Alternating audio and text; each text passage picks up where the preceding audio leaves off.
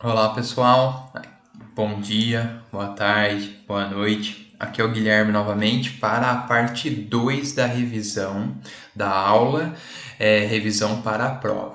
Só para lembrar novamente que é uma revisão. Então todo conteúdo que não cair, eu não citar na revisão, não quer dizer que não vai cair na prova.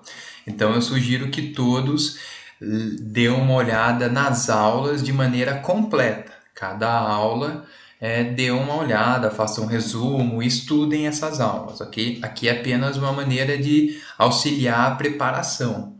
Mas como são muitas aulas com um conteúdo muito extenso, não dá para revisar tudo aqui. Então tentei pensar os principais tópicos, as principais informações. Antes da gente iniciar a parte 2 da revisão, que a gente vai iniciar da aula 5 sobre sistema muscular e tegumentar, eu só vou verificar se está sendo gravado o vídeo.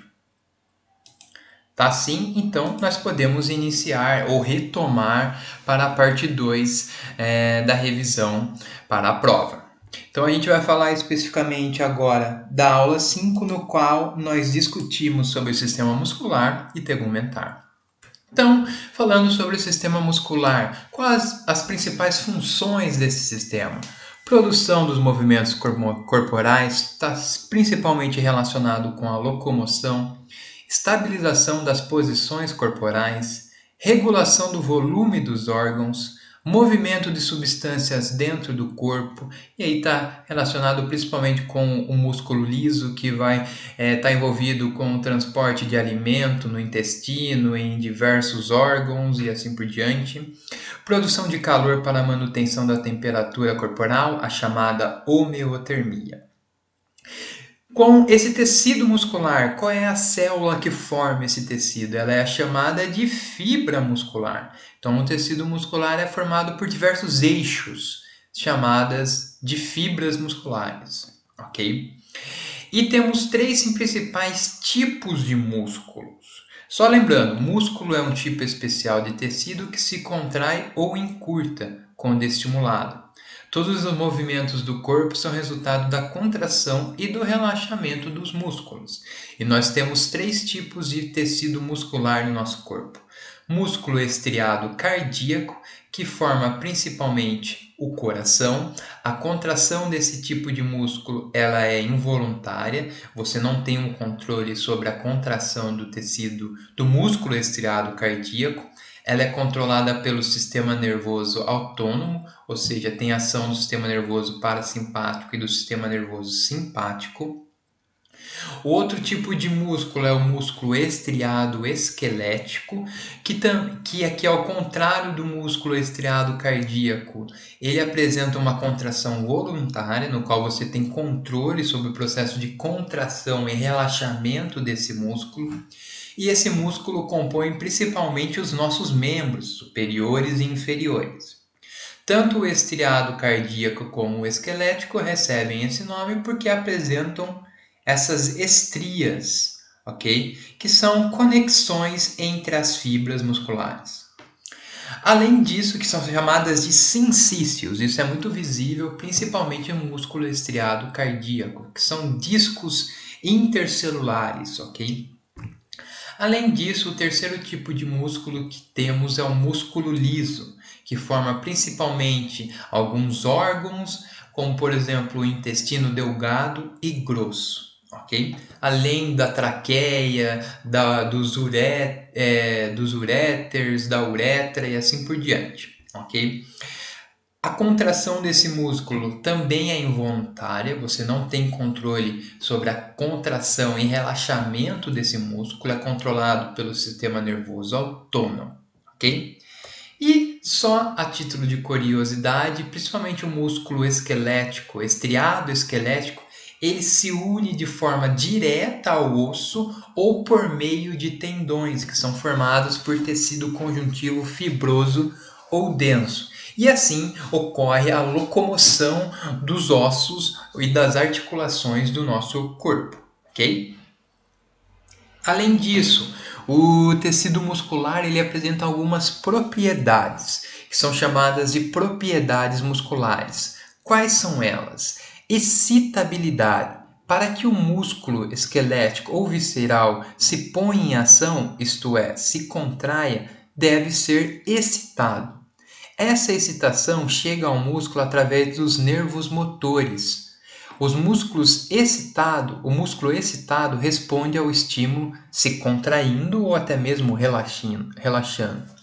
Então são neurônios motores, neurônios eferentes que se ligam ao músculo, enviando um impulso elétrico que estimula a contração dos músculos. Ou seja, o músculo ele é excitado por esse impulso elétrico ou por neurotransmissores, ok? Além disso, uma outra propriedade do músculo é a contratibilidade, que é uma característica essencial do músculo. O músculo, uma vez excitado, ele se deforma e se encolhe, aumenta de espessura, mas seu volume total não muda. Ou seja, ele tem uma característica de contratibilidade, ele consegue contrair uma vez excitado, e assim ele se encurta, ok? E outra propriedade muscular é elasticidade. Então, uma vez o músculo contraído, quando ocorre relaxamento muscular, ele retorna para a sua forma primitiva. Ou seja, uma vez contraído, o músculo se afrouxa ou relaxa, voltando à sua forma primitiva. O músculo é, portanto, dotado de elasticidade. A elasticidade do músculo é indispensável. O músculo deve, na verdade, voltar à sua forma primitiva para poder contrair-se novamente. Okay? Então, elasticidade é uma outra propriedade muscular. E a última propriedade muscular é a chamada tonicidade. É o estado de tensão elástica, contração ligeira que apresenta o músculo em repouso, o que lhe permite iniciar a contração rapidamente após o impulso dos centros nervosos, ou seja, após um sinal excitável. Quando o tônus muscular estiver aumentado, ou seja, rígido, denomina-se hipertonia. E quando o tônus muscular apresenta-se diminuído, ou seja, flácido, denomina-se hipotonia. Então, as 4 propriedades do tecido muscular são excitabilidade, contratibilidade, elasticidade e tonicidade. Aqui eu não vou chegar a comentar, mas eu sugiro que vocês estudam, principalmente as informações sobre origem e inserção dos músculos, o que é origem e o que é inserção. E também, durante a ação muscular, sempre terá a ação de músculos agonistas e músculos antagonistas. Eu gostaria que vocês estudassem o que são músculos agonistas e qual é a ação deles durante o trabalho muscular, e também a ação dos músculos antagonistas. Algumas condições clínicas importantes que podem envolver o sistema muscular. Uma característica clínica que está diretamente relacionada com o sistema muscular é a fadiga muscular. E o que é a fadiga muscular? É a incapacidade dos processos metabólicos de ressintetizar energia, ou seja, ATP. Lembrando sempre que a energia no nosso organismo está na forma de ATP, para manter-se igual à sua degradação. Ou seja, o músculo não tem energia suficiente para contrair-se. Fadiga muscular é quando o músculo não tem mais energia para realizar o processo de contração. Outra condição importante que envolve o sistema muscular são as câimbras. As câimbras são contrações musculares dolorosas e involuntárias, ou seja, você não teve controle sobre esse tipo de contração muscular. Demoram a relaxar e podem ser causados por baixo suprimento de oxigênio nos músculos, por estimulação do sistema nervoso ou por exercícios pesados, devido aos baixos níveis de íon sódio e cloreto no sangue, ou perda através do suor. Então, em situações de estresse extremo ou de exercício físico de alta intensidade, isso pode levar a uma redução nos níveis de alguns sais minerais, como por exemplo sódio e cloreto. E isso pode induzir ou levar ao aparecimento de câimbras, que são contrações musculares involuntárias, que são muito dolorosas, ok? Outra condição clínica associada ao sistema muscular é a atrofia muscular. E a atrofia nada mais é que a redução do tamanho do músculo devido à diminuição de células musculares ou do tamanho das células musculares. Pode ser generalizada, ou seja, ocorrer em diversas regiões do nosso corpo, ou localizada em apenas uma parte do sistema muscular, ok? Em um membro superior direito ou esquerdo, inferior e assim por diante. Então, atrofia é redução do número de células musculares, as chamadas fibras musculares, ou redução do tamanho das fibras musculares. Hipertrofia muscular, aqui é meio que o contrário da atrofia muscular. A hipertrofia é o aumento no tamanho do músculo devido ao aumento do tamanho das células musculares, ou seja, devido a algum estímulo, como por exemplo, exercício físico resistido, aquele que você faz quando você frequenta academias. Isso vai levar a um estímulo para que a fibra muscular, a célula muscular, aumente de tamanho. Isso vai levar a um processo chamado hipertrofia muscular. O tecido muscular ele vai aumentar, ele vai ganhar tamanho devido a esse estímulo. E um outro processo é a sarcopenia, que é a perda do tecido muscular que está associada com os efeitos do envelhecimento, que é uma progressiva perda de massa muscular esquelética, que na maioria dos casos ela é substituída por tecido adiposo, por gordura, e isso pode ter diversas consequências negativas para o idoso. Pode levar ao aumento de quedas, perda de força muscular e assim por diante. E aqui só para destacar alguns músculos da região da face e também do crânio. Aqui eu vou destacar o músculo masseter, temos o músculo zigomático maior, menor, levantador do lábio superior, temos o músculo orbicular do olho, risório, temos o mentual, abaixador do lábio inferior, abaixador do ângulo da boca, diversos músculos na face e no crânio. Já na região do tronco, vou chegar a destacar alguns músculos, como o músculo trapézio, o esternocleidomastoideo, músculo deltoide, peitoral maior, grande dorsal, oblíquo externo do abdômen, oblíquo interno do abdômen, músculo reto do abdômen, músculos intercostais externos, que também participam do processo de expansão da caixa torácica, auxiliando os movimentos de respiração, e o músculo peitoral menor. Sem falar do músculo external, que está muito relacionado com o osso externo. Aqui da parte posterior do tronco teremos o romboide menor, romboide maior, músculo fáscia infraespinhal, trígono de ausculta, espinhoso da torácica 12, músculo grande dorsal, redondo menor, infraespinhal, diversos músculos. Destacando alguns dos membros superiores, temos aqui os deltoides, bíceps, tríceps, bráquio radial, flexores da mão, temos os músculos flexores dos dedos e assim por diante. Com relação aos membros inferiores, do quadril da coxa, perna e pé, músculo glúteo médio, mínimo, piriforme, gêmeo superior, músculo tensor da fáscia lata, músculo obturador interno, gêmeo inferior, semitendinoso, bíceps femoral, vasto lateral, sartório, adutor longo e assim por diante.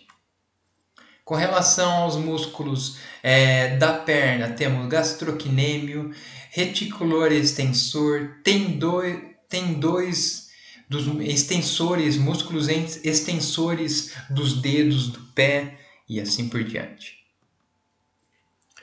Passando agora para o sistema tegumentar, então a gente vai falar muito da nossa pele. O sistema tegumentar, que é chamado tegumento, cobertura, ou seja, tegumentar vem do significado de cobertura. É constituído pela pele e seus órgãos acessórios, como os pelos, as unhas, as glândulas e os vasos receptores especializados.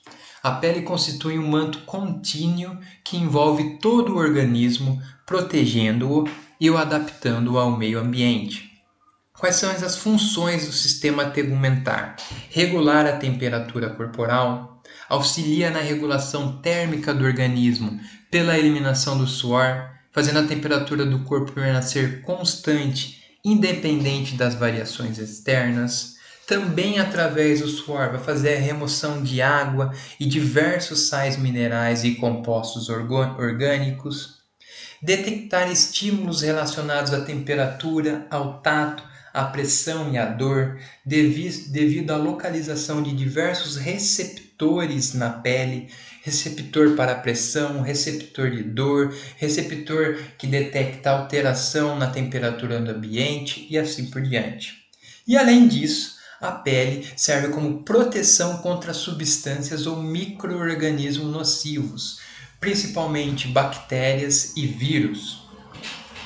Bom, destacando as principais estruturas da pele. Com relação às camadas da pele, a camada mais superficial é chamada de epiderme, que é formada por uma célula chamada queratinócito. Também teremos os melanócitos. Os queratinócitos vão produzir a queratina para formar essa camada queratinizada. E os melanócitos estão envolvidos mais ou menos com o controle da cor da pele. Logo abaixo da epiderme teremos uma camada intermediária, que é chamada de derme, que é muito vascularizada, ou seja, apresenta diversos vasos sanguíneos e também apresenta diversas terminações nervosas. Além disso, na derme, nós vamos encontrar a glândula sudorípara para produção e eliminação do suor. Além disso, nós vamos encontrar a glândula sebácea, que irá produzir a substância sebácea, que está relacionado com o processo de hidratação da pele. E essa substância sebácea ela é liberada pelo mesmo local do pelo, ok? Aqui também encontraremos o folículo piloso, que dará origem ao pelo. E a terceira camada, nós temos o tecido, a hipoderme, que é formada principalmente por gordura, por tecido adiposo. Então aqui também terá a função de fonte energética e também a absorção de impactos e produção de calor, ok? Destaco também a unha, que é formada principalmente por queratinócitos mortos. A unha apresenta 3 estruturas, a mais superior é a borda livre, essa região que cresce. Temos a região intermediária, que é o corpo da unha, e a mais inferior, que é a lúnula. Beleza? E assim nós vamos para a revisão da aula 6 sobre sistema cardiocirculatório. Qual é a função do sistema cardiocirculatório, que vai envolver 2 componentes, principalmente o coração e os vasos sanguíneos? Transportar substâncias, e aí quando eu falo de substâncias, são nutrientes, água, gases, hormônios e outras, para dentro e para fora das células. Defesa do organismo contra agentes invasores. Também tem um controle importante sobre a pressão arterial, a PA, coagulação sanguínea e regulação térmica, ou seja, tem uma grande contribuição para a manutenção da temperatura corporal. E os 2 componentes que englobam o sistema cardiocirculatório é o coração, que a principal função do coração é bombear sangue com força, velocidade e coordenação, para Quem? Para os vasos sanguíneos, que têm a função de transporte de sangue do coração para as células do corpo. E os vasos sanguíneos também são capazes de relaxar e contrair. O processo de contração é chamado de vasoconstrição e de relaxamento, vasodilatação. Ok? E aqui temos as principais estruturas do coração. Então, os dois ventrículos eles são divididos por um septo, chamado septo interventricular. Os átrios também são divididos por um outro septo, chamado septo interatrial. Normalmente, o sangue, aí temos um sangue venoso, que é rico em CO2 e pobre em O2, oxigênio, ele chega no coração principalmente pela veia cava inferior ou veia cava superior, até o átrio direito. Nesse momento, o átrio, essa válvula do átrio direito, chamada válvula tricúspide, ela está aberta e ocorre um enchimento passivo do ventrículo direito. Ou seja, esse sangue que chega ao átrio direito, ele passa de maneira passiva, né? Ele passa facilmente em direção ao ventrículo direito, é um enchimento passivo. E aí ocorre a sístole atrial, vai ocorrer a contração da sístole para bombear até encher por completo o ventrículo direito. E aí ocorre fechamento da válvula tricúspide e posteriormente vai ocorrer a sístole ventricular, levando à abertura da válvula pulmonar e o ventrículo direito vai bombear esse coração, esse sangue, em direção à artéria pulmonar. Como eu disse, é um sangue venoso, rico em CO2 e pobre em oxigênio. Então ele vai em direção aos pulmões para que ocorra a troca gasosa nos alvéolos pulmonares. Posteriormente à troca gasosa, esse sangue retorna para o coração pela veia pulmonar. Então, retorna para o átrio esquerdo. E essa veia pulmonar é a única veia do nosso organismo que carrega o sangue arterial, um sangue rico em oxigênio e pobre em CO2. Então, a veia pulmonar, ela leva esse sangue arterial para o átrio esquerdo. Nesse momento, a válvula mitral também está aberta e ocorre um enchimento passivo do ventrículo esquerdo. Posteriormente, ocorre a sístole atrial, completando ou enchendo completamente o ventrículo esquerdo, ocorre o fechamento da válvula mitral e a sístole ventricular, com a abertura da válvula aórtica, e esse sangue ele vai ser bombeado em direção à artéria aorta. E a artéria aorta vai distribuir esse sangue para todo o nosso organismo. Ok? Então, estruturas importantes: as 4 válvulas, as 2 do lado direito, que é a tricúspide e a pulmonar, e as 2 do lado esquerdo, a mitral e a aorta.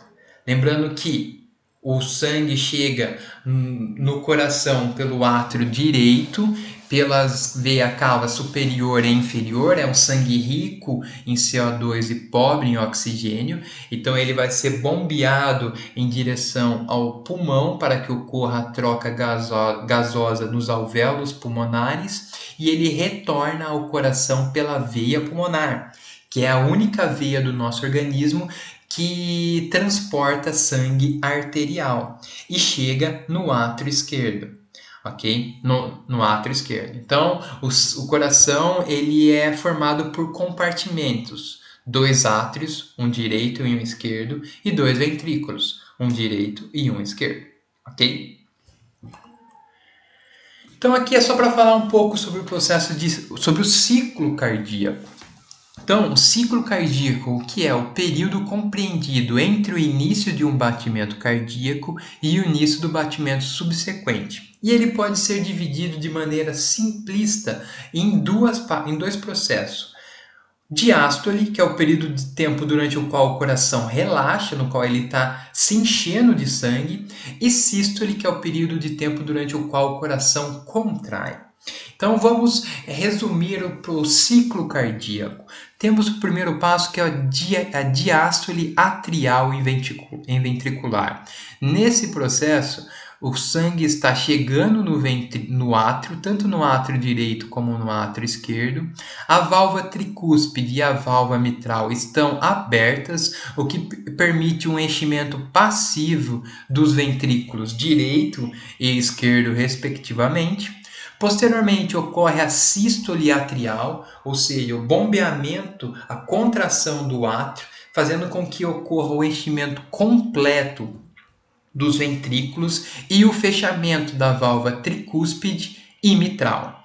Posteriormente, ocorreu o fechamento dessas duas válvulas, vai ocorrer então a sístole ventricular, no qual a válvula pulmonar e a válvula aorta elas vão se abrir e os ventrículos eles vão se contrair para ejetar esse sangue em direção à artéria pulmonar ou em direção à artéria aorta, ok? Dependendo do ventrículo. O ventrículo direito para a artéria pulmonar e o ventrículo esquerdo para a artéria aorta. E aí o processo retorna ao seu início, ok? Lembrando também que o coração, os batimentos do coração, o controle sobre o processo de relaxamento e contração do coração está muito relacionado com o sistema nervoso autônomo. Ele tem um papel importante sobre esse controle. O sistema nervoso autônomo ele é dividido em dois braços, vamos dizer assim, sistema nervoso simpático e sistema nervoso parasimpático, no qual o sistema nervoso simpático ele vai produzir alguns hormônios, principalmente adrenalina e noradrenalina, e o sistema nervoso parasimpático, o principal neurotransmissor do parasimpático será o hormônio acetilcolina. Então, por exemplo, o sistema nervoso simpático ele está ativado em situações de luta ou fuga e ele vai levar à produção de adrenalina e noradrenalina. Esses hormônios conseguem se ligar em receptores adrenérgicos que estão localizados no coração e vão levar a um aumento dos impulsos emitidos pelo nodo sinoatrial, aumento da frequência cardíaca, da contração cardíaca e também do débito cardíaco, que é calculado pela equação frequência cardíaca por volume sistólico, que é o volume de sangue ejetado pelo ventrículo esquerdo. Okay? Então isso vai aumentar o processo de contração e atividade do coração. Por outro lado, se o sistema nervoso parasimpático estiver predominando, essa acetilcolina que está produzida também vai se ligar em alguns receptores que são chamados de receptores colinérgicos, que são encontrados em diversas partes do coração. E o que a acetilcolina ou o sistema nervoso parasimpático vai promover no coração? Vai reduzir os impulsos emitidos pelo nódo sinoatrial, reduzir a frequência cardíaca, a contração cardíaca e o débito cardíaco. Ou seja, é uma ação oposta ao do sistema nervoso simpático. Ok? Com relação aos vasos sanguíneos, que é o outro componente do sistema cardiocirculatório, os principais vasos sanguíneos do nosso corpo são as artérias, arteríolas e capilares, vênulas e veias. As artérias transportam sangue com oxigênio sob alta pressão para os tecidos. Por transportar o sangue sob alta pressão, apresentam fortes paredes vasculares, no qual o sangue flui em alta velocidade, ok? Já nas veias, elas vão funcionar como condutos para transporte de sangue para vênulas de volta ao coração.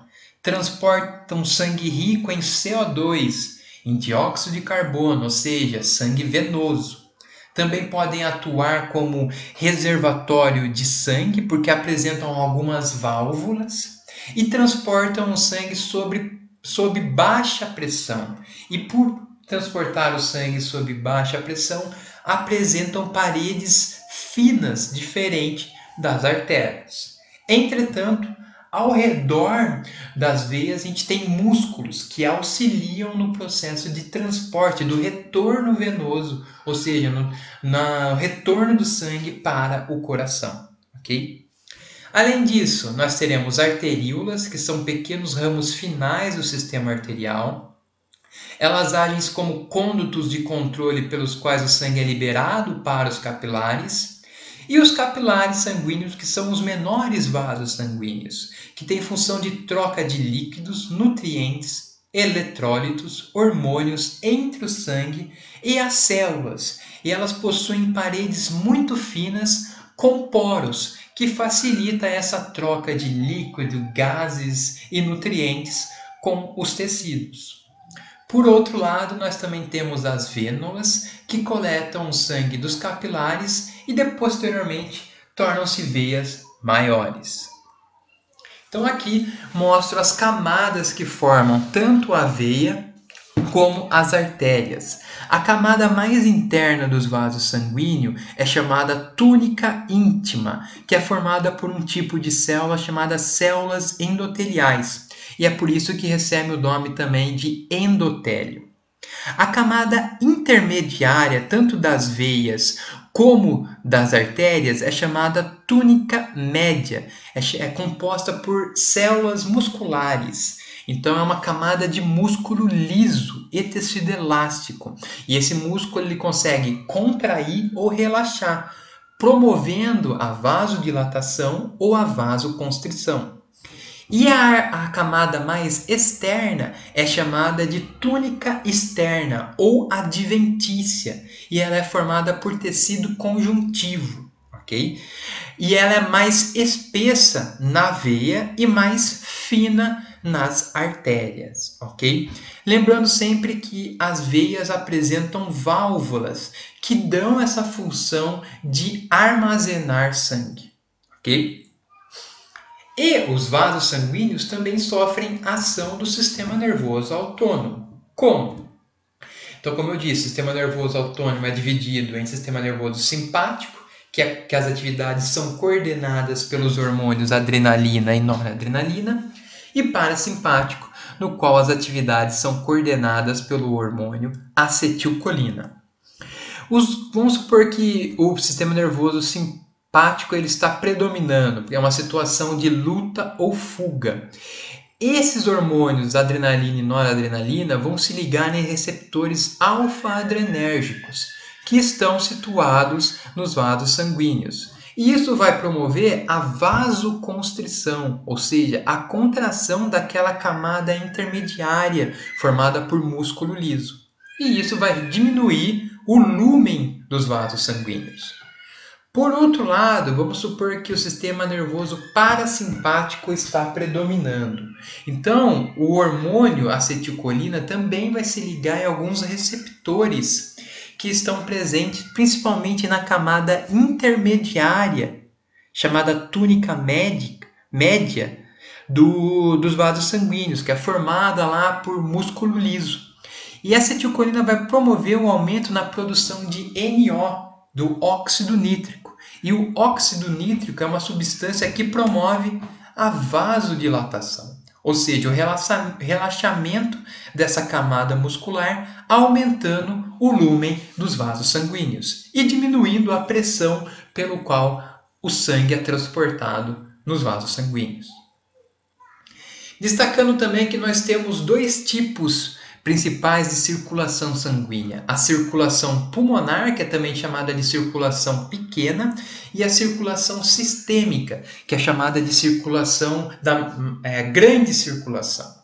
A circulação pulmonar leva o sangue venoso do coração para os pulmões, onde recebe e retorna, onde esse sangue, uma vez oxigenado após a troca gasosa que ocorre nos alvéolos pulmonares, retorna ao lado esquerdo do coração para ser bombeado para a circulação sistêmica, que é a grande circulação.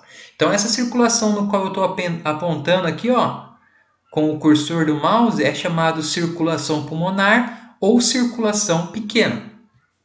Já a circulação sistêmica é a distribuição de sangue pelo organismo.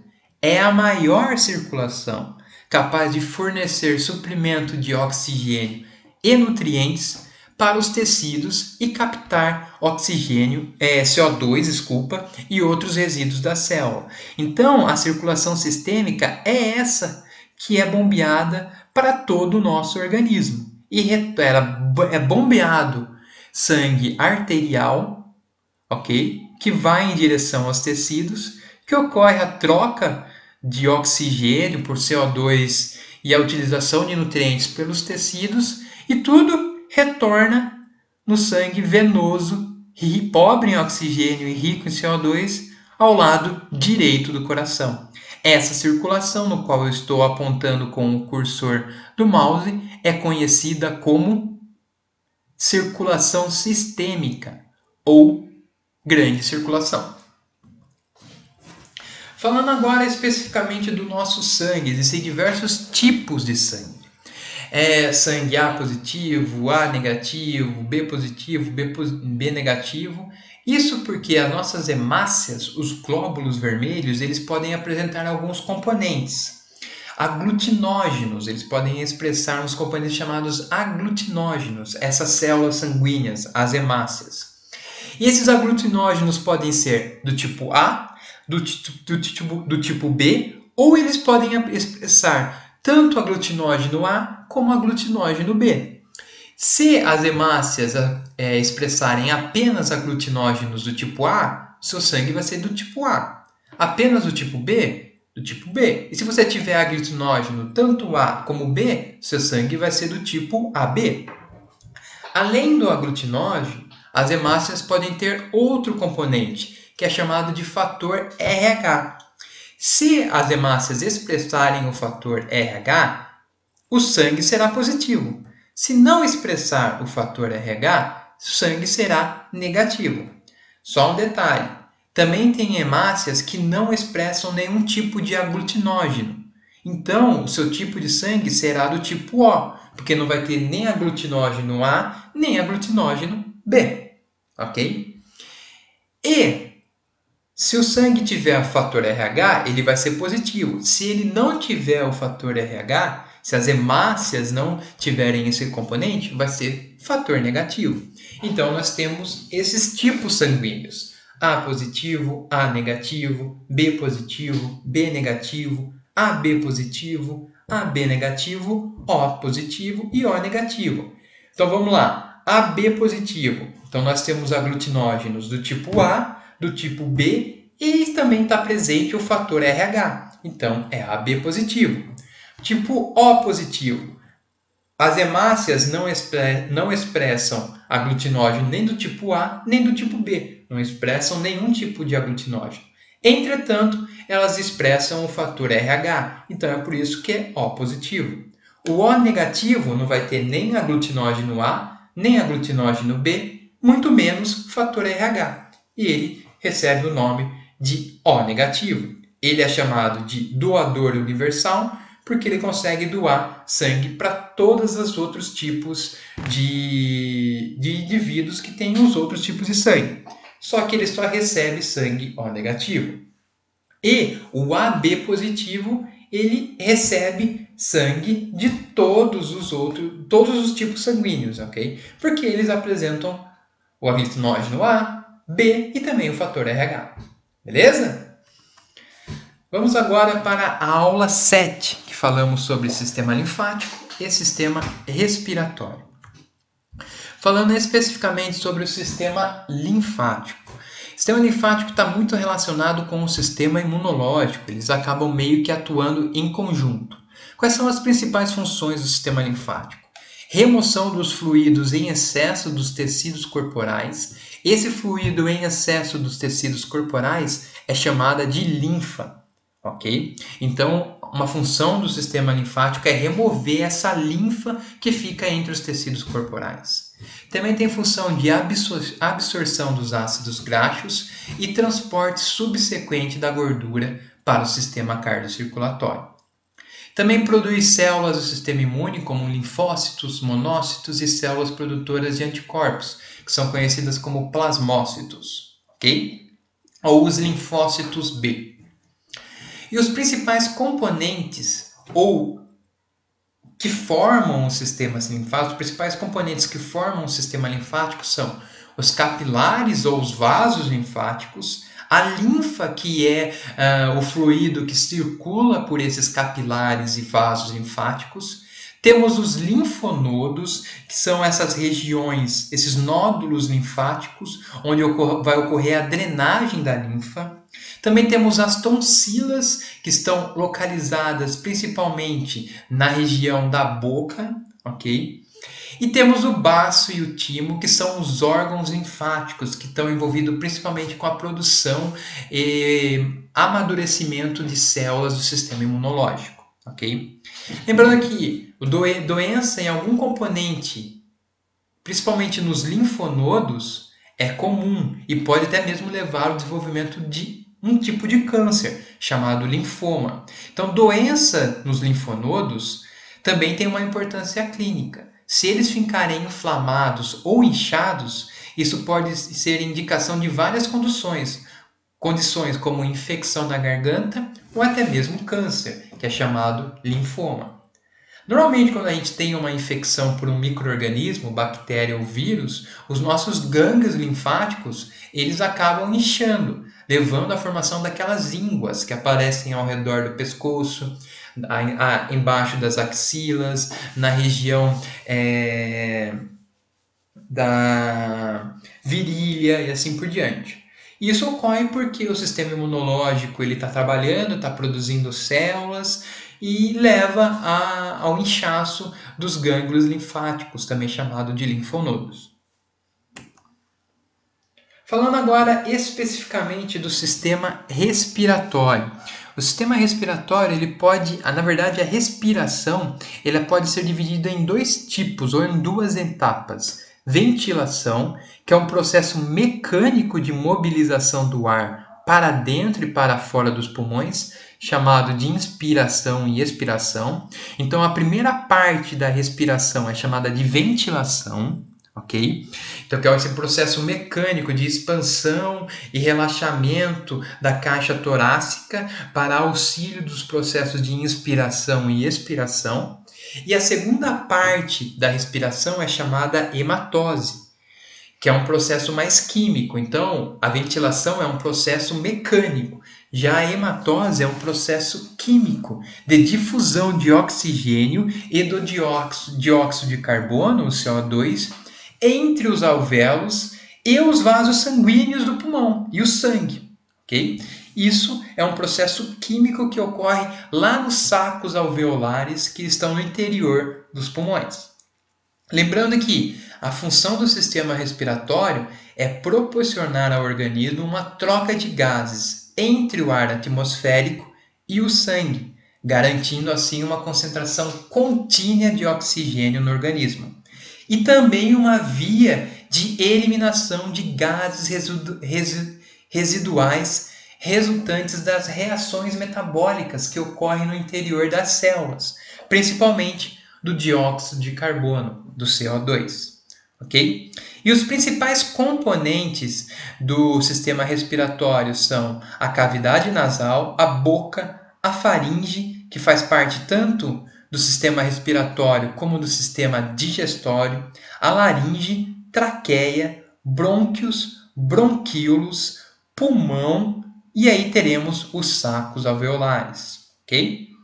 Então, esse processo de inspiração e expiração tem auxílio de alguns músculos, que são músculos envolvidos com o processo da respiração, principalmente o diafragma e os músculos intercostais. Então, os componentes do sistema respiratório são cavidade nasal, faringe, laringe, traqueia, brônquios principais, brônquios lombares, brônquios segmentares, pulmões, bronquíolos e alvéolos. Lembrando que a hematose, que é esse processo químico, ela ocorre no interior dos sacos alveolares. Ou seja, nós temos aqui as hemácias que contêm uma proteína chamada hemoglobina. E tanto o oxigênio como o CO2 são transportados ligado à hemoglobina, que dá essa coloração vermelha às hemácias. A hemoglobina que está sendo transportada na corrente sanguínea chega no saco alveolar e ocorre a troca gasosa. O CO2 ele vai em direção aos sacos alveolares para ser eliminado posteriormente. E o oxigênio que foi captado vai ser transportado, passado e vai se ligar à hemoglobina que está nas hemácias. E aí o sangue ele vai ser oxigenado. Então o sangue venoso ele vai se tornar um sangue arterial, porque a quantidade, a concentração de oxigênio nesse sangue vai aumentar. E aí ele vai ser distribuído para todo o nosso organismo, ok? Também destaco alguns músculos que estão envolvidos com o processo de respiração, principalmente o diafragma e os músculos intercostais. A base de cada pulmão apoia-se no diafragma, órgão músculo membranoso que separa o tórax do abdômen, localizado logo acima do estômago. Promove, juntamente com esses músculos que estão entre as costelas, que são chamados intercostais, os movimentos respiratórios. Então, quando o diafragma contrai, ele se abaixa e permite a expansão da caixa torácica, que ocorre durante o processo de inspiração. Já durante o processo de expiração, o diafragma ele relaxa e se eleva e faz com que a caixa torácica retorne para o tamanho normal. E os músculos intercostais também auxiliam nesse processo, movendo as costelas durante o processo de inspiração, expandindo, aumentando a caixa torácica. E depois eles relaxam e retornam para o tamanho normal. Só lembrando que, como que ocorre? Ocorreu a troca gasosa, ou seja, o sangue ficou rico em oxigênio, se tornou um sangue arterial. Ele vai ser distribuído para todo o nosso corpo e utilizado pelos nossos órgãos, que vão utilizar esse oxigênio. Essas células que formam esses tecidos vão utilizar esse oxigênio para produzir energia e realizar suas funções. E, em troca, alguns reagentes vão ser produzidos, principalmente CO2, que necessita ser eliminado pelo nosso organismo. E ele retorna para as hemácias, se liga à hemoglobina e esse sangue se torna venoso e retorna para o pulmão, onde esse CO2 vai ser eliminado e o sangue vai se tornar novamente um sangue arterial rico em oxigênio. Ok? Com isso, eu termino a segunda parte da nossa revisão. Então, na terceira parte dessa aula, nós vamos falar principalmente sobre o sistema digestório, endócrino, urinário e reprodutor. Ok? Então, pessoal, aguardem que a parte 3 ela vai ficar pronta e disponível em breve. Até lá!